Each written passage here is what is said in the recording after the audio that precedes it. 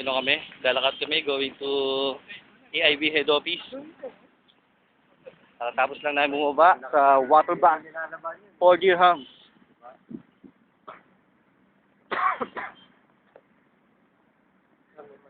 Ito yung Sheraton Hotel. At saka yung katapat niya yung Etisalat. Etisalat building. Ayan, napakalaki. Napakataas. Lalakad kami. Dubai tour. Ganda sa Dubai. Malamig ang hangin.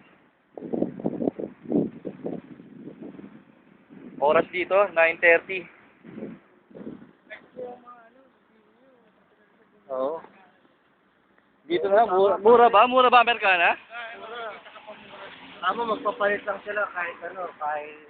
Oo, tama, para mabawasan yung bigat ng luggage nila, no? Isa sa mabigat yung Amerikana eh. Sila at least $600. Oo, wala kayong babayaran excess. $500. May mga kasama tayo, nagbayad ng excess eh. Mabubuhay na sila.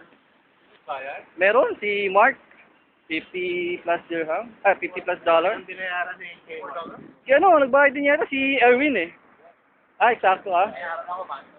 Ayan yung building ng Dubai Quick Tower. So, konting lakad na lang, malapit na kami sa EIB.